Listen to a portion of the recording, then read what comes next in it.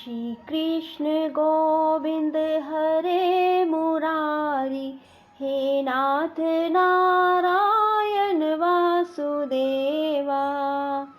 राधे राधे मेरे प्यारे भाइयों बहनों, माताओं व बंधुओं, संस्कार की बातें चैनल में आपका स्वागत है।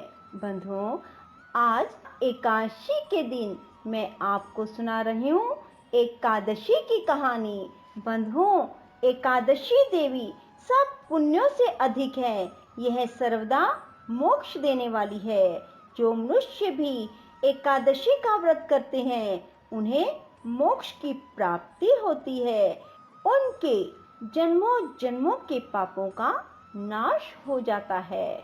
बंधुओं, जो मनुष्य एकादशी का व्रत नहीं करते हैं वे भी यदि एकादशी की इस कहानी को सुनते हैं तो उनके जन्मों जन्मों के पाप नष्ट हो जाते हैं और उन्हें भी मोक्ष की प्राप्ति होती है। बंधुओं, यदि आपने हमारे YouTube चैनल संस्कार की बातें अब तक सब्सक्राइब नहीं किया तो जरूर करें और बेल आइकन दबाना ना भूलें। बोलो एकादशी की जय हो।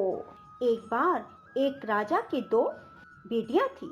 छोटी बेटी एकादशी का व्रत किया करती थी।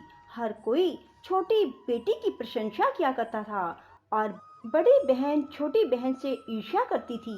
एक बार पड़ोसी राजा का बेटा बड़ी बेटी को देखने आया, लेकिन उसे बड़ी बेटी की जगह छोटी बेटी पसंद आ गई।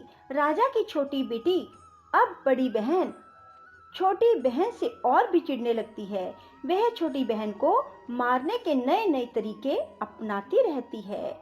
एक बार वह लड्डू में जहर मिलाकर उसे खिलाने की कोशिश करती है और एक बार वह मटके में जहरीला सांप रखकर छोटी बहन के कमरे में रख देती है।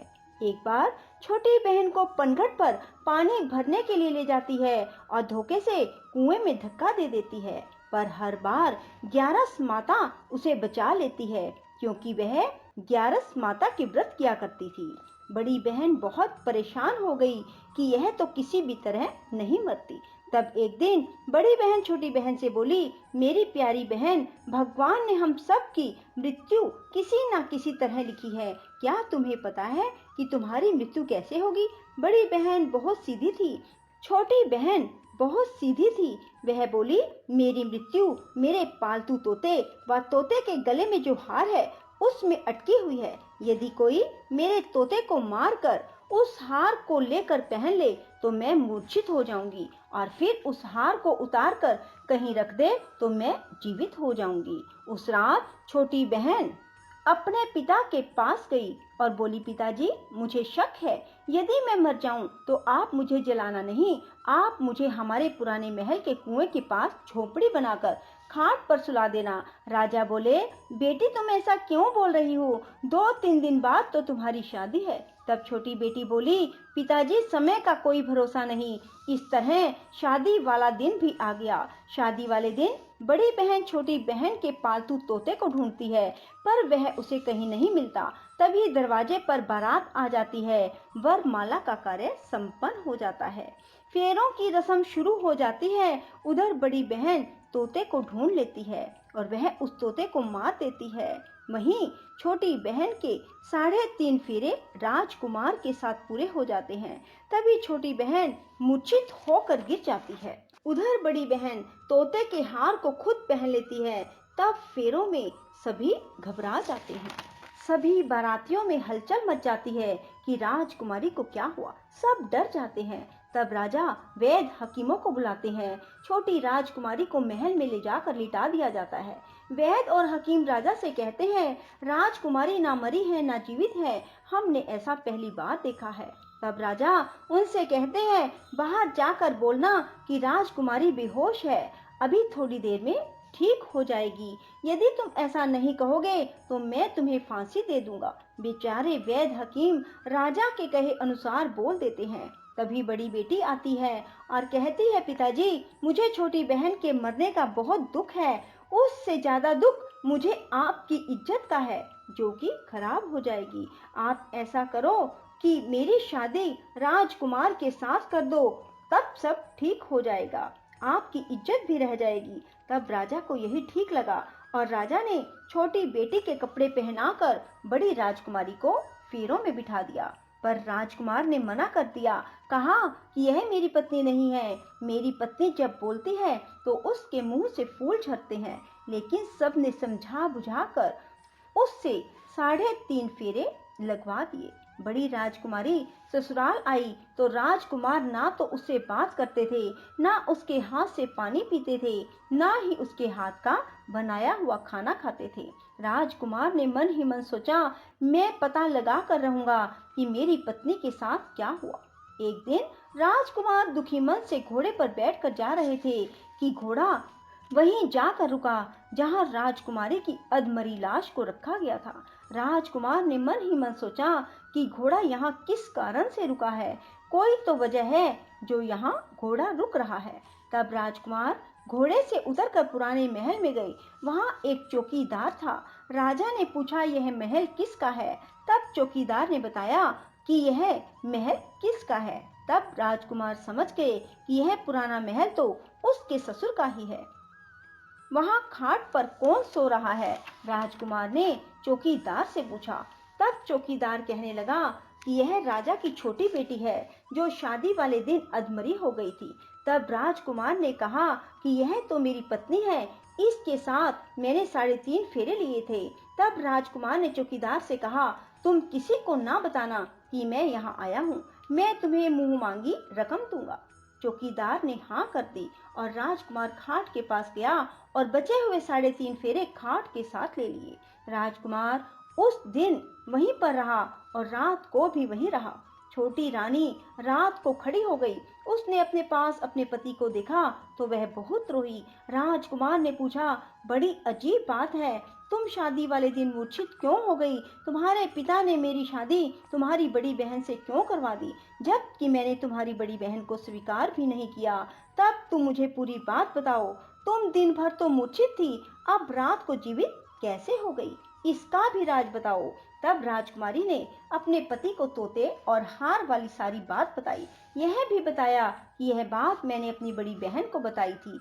एक बार मेरी बड़ी बहन ने मुझसे मेरी मृत्यु का उपाय पूछा, तब मैंने उसे पूरी बात बताई। मेरी बड़ी बहन मुझसे बहुत ईर्ष्या करती थी। उसने कई बार मुझे मारने की कोशिश की, पर ग्यारस माता ने मुझे हर बार बचा लिया। यह सब मेरी बड़ी बहन ने किया है। तोते के गले में जो हार था वह मेरी बड़ी बहन दिन में पहन लेती है और रात को उतार देती है। इसीलिए मैं दिन में मूर्छित रहती हूँ और रात को जीवित हो जाती हूँ। यदि वो हार मुझे वापस मिल जाए तो मैं हमेशा के लिए जीवित हो जाऊंगी। कोई बहन भी ऐसा कर सकती है? अब राजकुमार छोटी राजकुमारी के साथ वहीं दिन बिताने लगे। बड़ी रानी ने दासियों को भेजकर पता लगाना चाहा कि आजकल राजकुमार दिन रात कहाँ रहते हैं, पर उसे कोई खबर ना लगी। उधर छोटी रानी गर्भ से हो गई।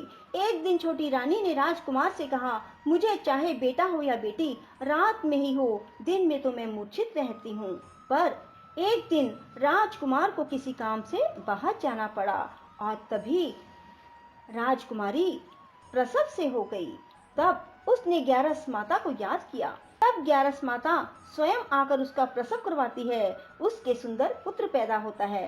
तभी वहां राजकुमार आ जाते हैं। उसने भी ग्यारस माता के दर्शन किए। ग्यारस माता बोली, ये मेरी परम भगत है, और बोली, जब तुम्हारा बेटा 5 वर्ष का हो जाए तब तुम इसे अपनी पत्नी का हार लाकर पहना देना।